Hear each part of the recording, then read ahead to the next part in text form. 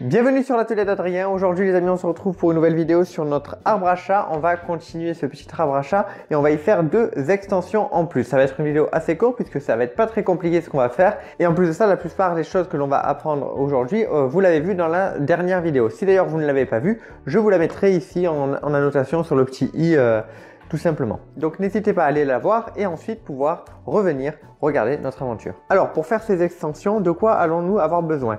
On va avoir besoin de la chute de notre tube de 80 mm de diamètre que l'on va couper en deux à 64 cm à peu près.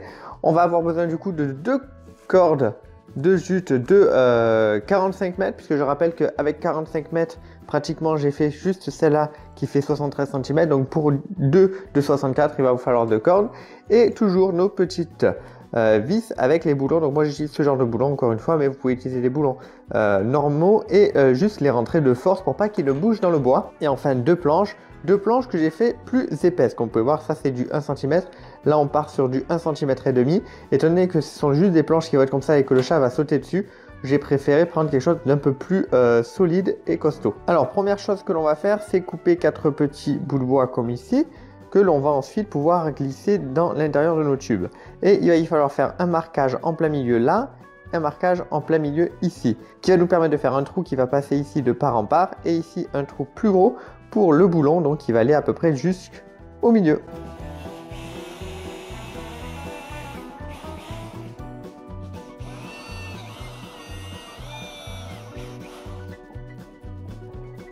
Donc on s'attaque à ces planches, on en a deux comme je vous l'ai dit, d'1 cm et demi d'épaisseur. Elles font du 32 par 35 et on va y faire un trou en plein milieu.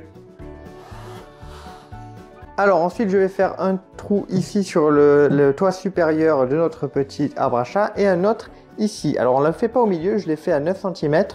En gros on va avoir donc le tube ici, je veux laisser quand même un passage assez grand pour qu'il puisse rentrer et sortir de la cabane sans souci. Donc on fait les petits trous là.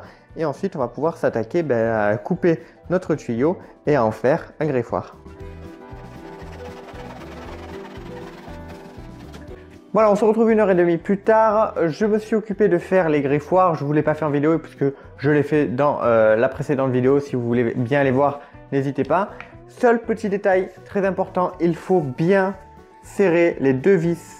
Vous en mettez deux de chaque côté et bien les serrer, quitte à déformer légèrement le plastique qui va se marier au bois. Mais le but est que surtout le bois ne doit pas bouger d'un pouce. Si celui-ci bouge un tout petit peu, ça veut dire que votre pied va bouger un tout petit peu. Et donc ça, on aimerait éviter. Ok, donc voilà, c'est fait, ça a l'air d'être bien solide.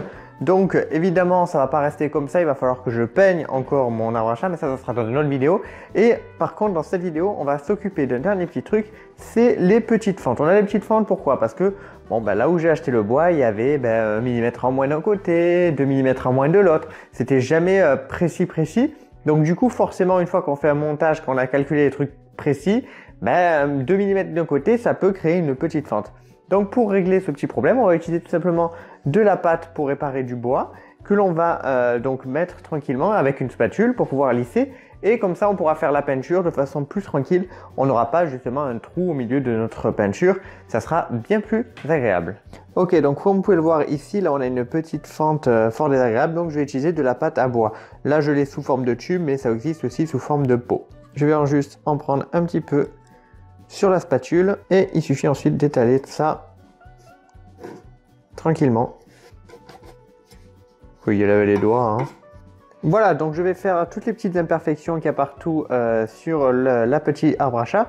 Donc après, en fonction de la pâte que vous avez, moi en une demi-heure c'est sec, et d'ici 2-3 heures je pourrai poncer tranquillement et ensuite on pourra peindre. Mais ça, comme je vous l'ai dit, ça sera dans une autre vidéo. Alors voilà qui est fait, c'est bon, c'est mis en place, je l'ai fait. Alors petit erratum par rapport à ce que je vous ai dit, clairement ne le faites pas avec les doigts parce que premièrement c'est une tannée à nettoyer, et deuxièmement si jamais vous faites une réaction allergique, ça pourrait être très embêtant. Donc voilà, utilisez plutôt des gants, faites pas comme moi.